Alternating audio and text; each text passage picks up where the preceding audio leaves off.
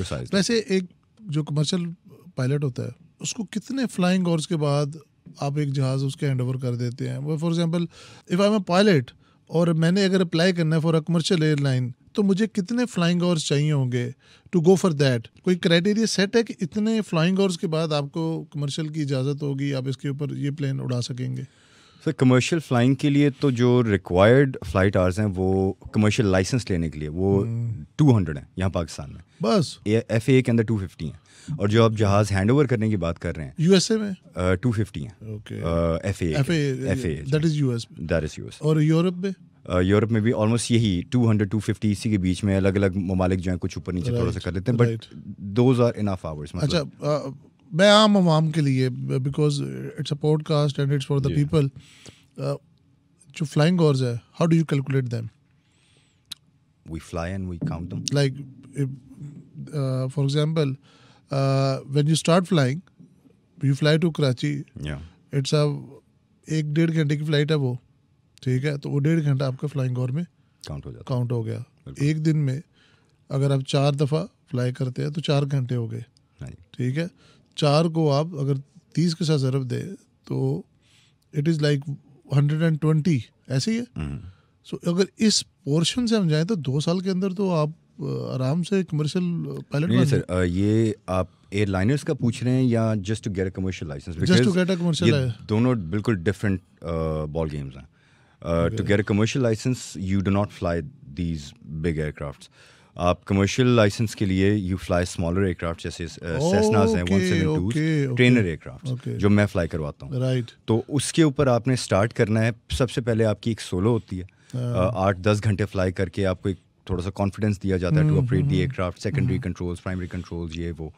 उसके बाद जब कॉन्फिडेंस हो जाता है बच्चे के ऊपर कि हाँ भी दिस गाय कैन फ्लाई, तो एक 15 मिनट का सर्किट जिसे हम कहते हैं रनवे के ऊपर, वो उसे सोलो अलॉट किया जाता है। उसके बाद he is given the wing, उसके बाद ट्रेनिंग होती है, उसके बाद फिर ड्यूरिंग द फ्लाइंग जो इसके ट्रेनिंग है 200 घंटों के अंदर उस पायलट को सोलो फ्लाइट्स दी जाती हैं।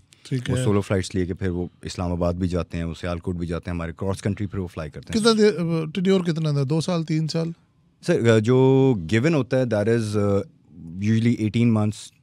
18 मंथ्स के अंदर अंदर you can easily clear your license. Okay okay okay okay. तनख्वाह कितनी होती है एक पायलट की? बड़ा तकलीफ दे सवाल है सर ये। हाँ। तनख्वाह sir depends again different sectors के ऊपर। सैडली जो हमारा यहाँ पर पाकिस्तान के अंदर इंस्ट्रक्शनल तबका है that is very much compromised. मतलब as long as you are in instructional flying, जो कि मेरा ख्याल है कॉम्पनसेट होना चाहिए, you can not exactly make a future out of it until you're in an airline, क्योंकि पाकिस्तान बहुत कॉम्प्रोमाइज्ड है एविएशन के मामले में। मैं जब अमेरिका में फ्लाई कर रहा था वहाँ पे तो खैर वहाँ पर आपके पास 1000 किस्म के ऑप्शंस हैं। फर्स्ट ऑफ ऑल वहाँ पर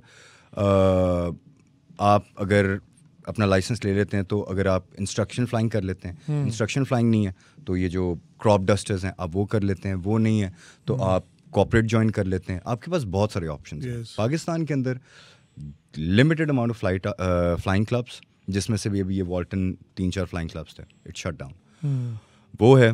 उसके बाद कराची के अंदर है, मुल्तान के अंदर है, लाहौर के अंदर सिर्फ इस वक्त एक दो एक्टिव फ्लाइंग क्लब्स हैं जो प्रॉपर्ली फ्लाई कर रहे हैं, गिवन कि फ्यूल भी बहुत महंगा हो गया तो अवेलेबल नहीं है। तो यहाँ पर हमारे पास ऑप्शंस हैं ही नहीं। आप जो कह रहे थे ना कि कितने आवर्स रिक्वायर्ड हैं to get into an airline, अब यहाँ पर एक तो ये भी बहुत बड़ा मसला है कि चूँकि आप किसी भी पायलट के पास ऑप्शंस ही नहीं है। There are no airlines in Pakistan right now that are hiring fresh pilots. PIA was one, Shaheen was one. Shaheen shut down in 2017, उसके बाद फ्रेश पायलट्स नहीं हायर हो रहे थे। PIA का आखिरी बैच हुआ, उसके बाद लॉकडाउन हो गया। लॉकडाउन के दौरान एक तो ये क्रैश हुआ था, फिर इसी दौरान एक स्टेटमेंट आई थी, बड़ी स्ट्रॉन्ग स्टेटमेंट आई थी हमारे एविएशन मिनिस्टर की। मैं तो सच्ची बताऊं तो मुझे तो अब वो बिल्कुल सही लगती है। After this investigation report, trust me, मुझे वो बिल्कुल सही स्टेटमेंट लगती है। मेरे ख्याल में तो सारे के सारे पायलट्स को ग्राउंड करके you need to do their medicals, their psychological test, so that कि जब वो यार ये जो प्लेन क्रैश है ये हमारे ही खाते में क्यों लिखे हुए हैं? गॉड फॉरबिड ये चीज़ गल्फ में, USA में, यूरोप में क्यों नहीं होती? क्योंकि वहाँ पर जो स्टैंडर्ड्स हैं वो इतने हाई हैं, वहाँ पर जो टेस्टिंग है वो इतनी हाई है, प्रोफेशनलिज्म लेवल इतना हाई है। तो ये हम लोगों का ही मसला है।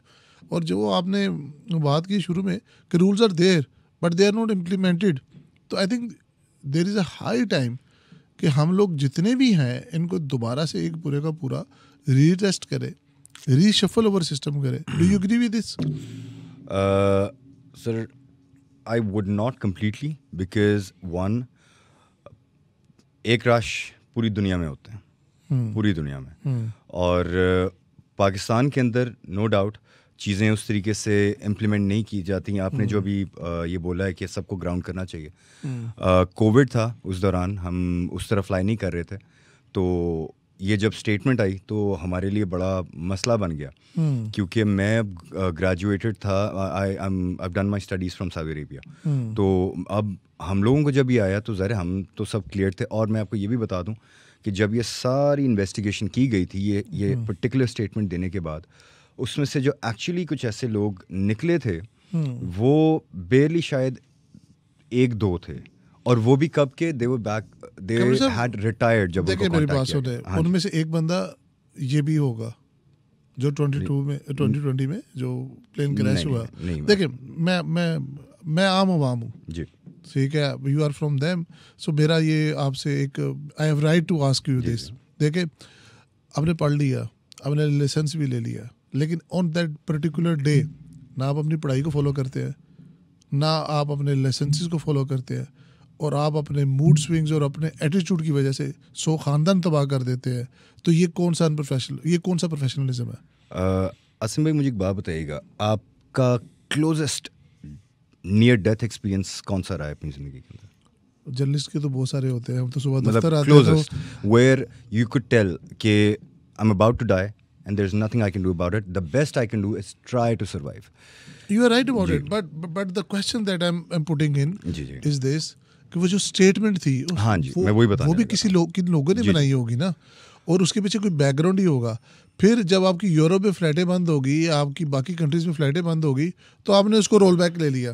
दैट वाज द टाइम कि आप एक एक्शन लेते, आप स्टीयर एक्शन लेते, और आप फ्रॉम ग्राउंड जीरो से ऊपर तक पूरे सिस्टम को चेक कर लेते।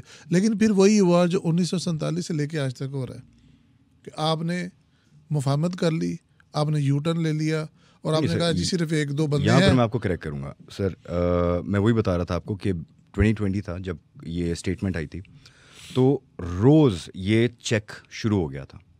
रोज़ हम जब सुबह सो के उठते थे तो हमारे फ़ोन पर मैसेजेस आए होते थे, कुछ भी नंबर ऑफ पायलट्स के नाम सिलेक्ट करते थे रैंडमली, जिसका थोड़ा सा भी इस चीज़ का शक था कि इसके एग्ज़ाम्स जो इसने दिए हैं वो कहीं ऊपर नीचे हो सकते, कुछ भी हल्का सा शक था, और उन सारों के एग्ज़ाम्स, हर चीज़ को थॉरली स्टडी किया गया। अब मैं यहाँ पे एक और भी चीज़ बता दूँ कि जो fake licenses, there is no such thing as a fake licence.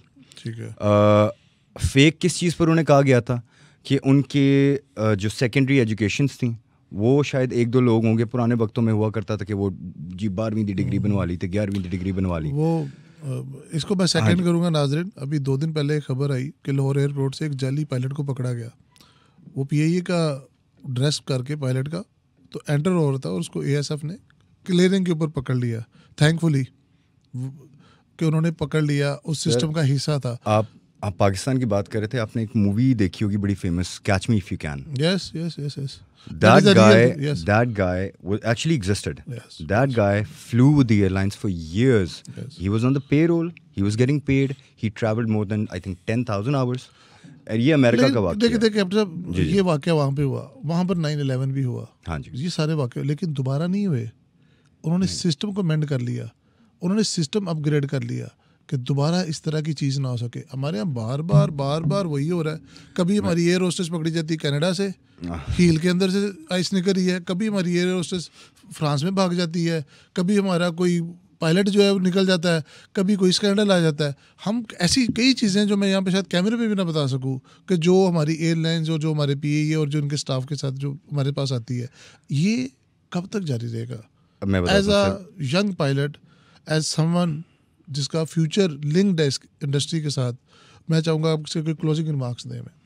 Sir, हर क्रैश जो होता है उसके अंदर कभी भी देखें, मैं कभी भी टेक ऑफ ये सोच के नहीं करूँगा कि यार मैं जाने दो, कोई मसला नहीं, लैंड कर गया तो देखी जाएगी.